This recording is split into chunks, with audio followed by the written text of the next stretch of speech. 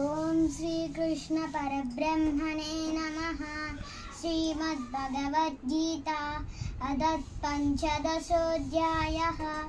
శ్రీభగవానువాచ ఊర్ధ్వమూలమధఃశాఖम् అశ్వత్థం ప్రాహురవ్యయం ఛందాంసి యస్య పర్ణాని యస్తం వేద స వేదవిత్ అధశ్చోర్ధ్వం ప్రసృతాస్తస్య శాఖాః గుణప్రవృద్ధా విషయప్రబాలాః అధశ్చ మూలాన్యనుసంతతాని కర్మానుబంధీని మనుష్యలోకే న రూపమస్యేహ తతోపలభ్యతే నాంతో న చాదిర్న చ సంప్రతిష్ఠాః అశ్వత్థమేనం సువిరూఢమూలం అసంగశస్త్రేణ దృఢేన చిత్వా తతః పదం తత్పరిమార్గితవ్యం యస్మిన్ గతా న నివర్తంతి భూయః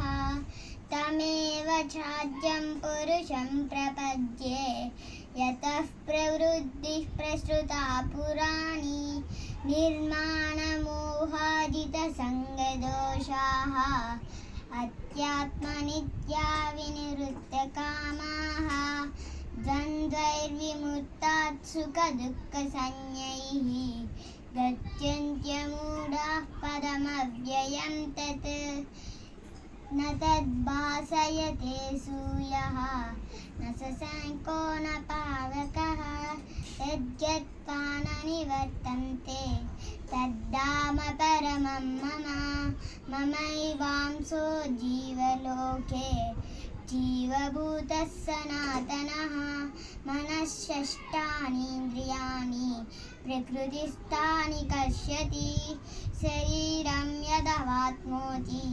యచ్చాప్యుక్రామతీశ్వరः గృహీత్వైతాని సంయాతి వాయుర్దంగ్రాని వాసయాత్ శ్రోత్రం చక్షుస్పర్శనం చ రసనం గ్రాణమేవ చ అధిష్ఠాయ మనశ్చాయం విషయానుపసేవతే ఉక్రామంతం సితం వాపి గుంజానం వా గుణాన్వితం విమూఢానానుపశ్యంతి పశ్యంతి జ్ఞానచక్షుషః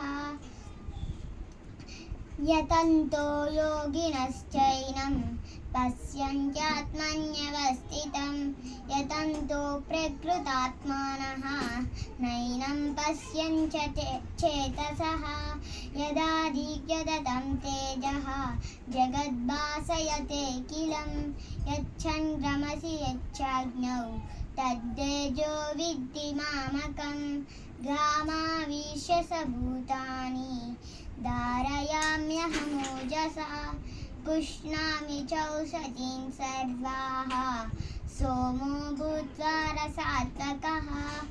ఓం తత్సత్. కృష్ణం వందే జగద్గురుం.